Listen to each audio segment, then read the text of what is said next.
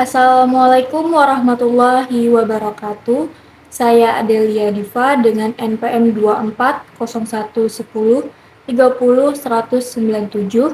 Pada video ini saya akan membahas sebuah artikel yang berjudul Problems of Mudharabah Financing in Islamic Banking After the Implementation of Kanun of Islamic Financial Institution in Aceh.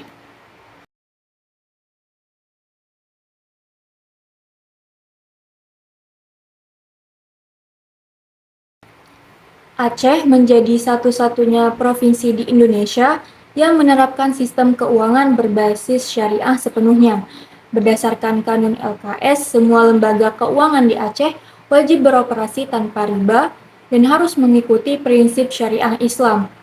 Salah satu akad utama yang menjadi dasar pembiayaan syariah adalah mudharabah, yaitu kerjasama antara pemilik modal atau sahibul ma'al dan pengelola usaha atau mudarib dengan sistem bagi hasil yang telah disepakati di awal.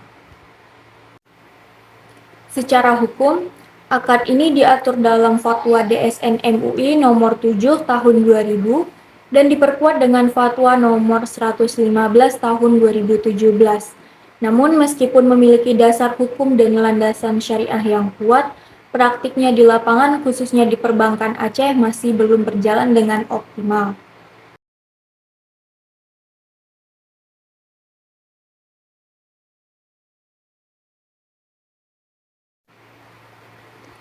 Penelitian yang dilakukan di Bank Aceh Syariah Cabang Langsa menunjukkan bahwa akad mudharabah hampir tidak digunakan dalam pembiayaan nasabah individu. Dari total portofolio pembiayaan, murabahah mendominasi hingga 70%, musyarakah 25%, ijarah multijasa 5%, sementara mudharabah 0%. Mengapa demikian? Ada beberapa penyebab utama. Yang pertama, tingginya risiko keuangan karena modal sepenuhnya berasal dari bank. Yang kedua, rendahnya kepercayaan bank terhadap nasabah akibat kurangnya laporan keuangan yang transparan. Yang ketiga, munculnya risiko moral hazard di mana nasabah tidak jujur melaporkan keuntungan usahanya. Selain itu, ada fluktuasi laba, lemahnya manajemen risiko, dan ketidakadaan jaminan juga membuat akad ini sulit diterapkan.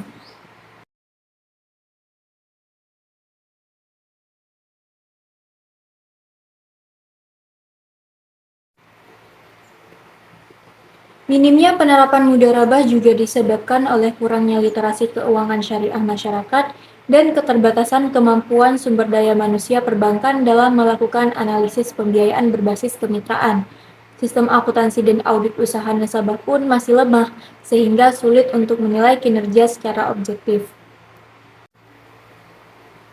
Untuk mengatasinya, artikel ini merekomendasikan beberapa langkah penting. Yang pertama, meningkatkan literasi keuangan syariah masyarakat agar memahami mekanisme bagi hasil. Yang kedua, memperkuat kapasitas SDM bank syariah dalam analisis risiko dan pengawasan usaha.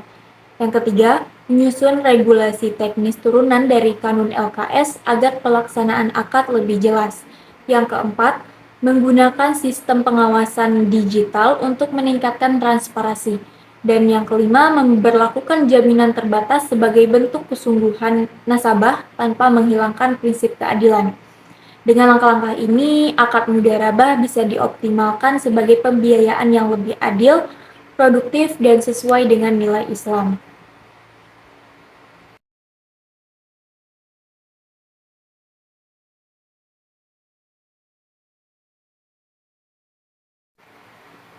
Lalu, apa keterkaitan artikel ini dengan konsep atau praktik akuntansi syariah di Indonesia? Nah, kalau dari sisi akuntansi syariah, akad mudharabah ini diatur dalam PSAK 105 oleh Dewan Standar Akuntansi Syariah (IAI). Standar ini menjelaskan bagaimana pencatatan, pengakuan, dan pengukuran dilakukan agar sesuai dengan prinsip syariah. Misalnya, laba hanya boleh diakui setelah benar-benar terrealisasi, bukan berdasarkan perkiraan. Dalam konteks Aceh, penerapan Kanun LKS juga menegaskan bahwa seluruh pencatatan keuangan harus bebas dari unsur riba, gharar, dan maisir. Di sini, akuntansi syariah tidak hanya berfungsi sebagai alat pelaporan, tetapi juga sebagai instrumen kepatuhan syariah. Peran Dewan Pengawas Syariah menjadi penting untuk memastikan bahwa seluruh transaksi dan laporan keuangan benar-benar sesuai dengan prinsip fikih muamalah.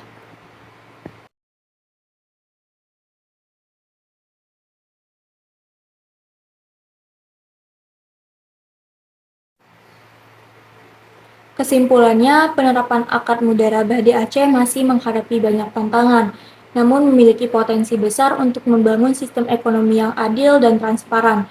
Dengan dukungan akuntansi syariah yang kuat dan pengawasan yang baik, mudharabah bisa menjadi instrumen utama dalam mewujudkan ekonomi Islam yang berkeadilan sosial dan bebas dari riba. Sekian video dari saya, terima kasih telah menonton. Mohon maaf bila ada kesalahan dan kesilapan. Saya akhiri. Assalamualaikum warahmatullahi wabarakatuh.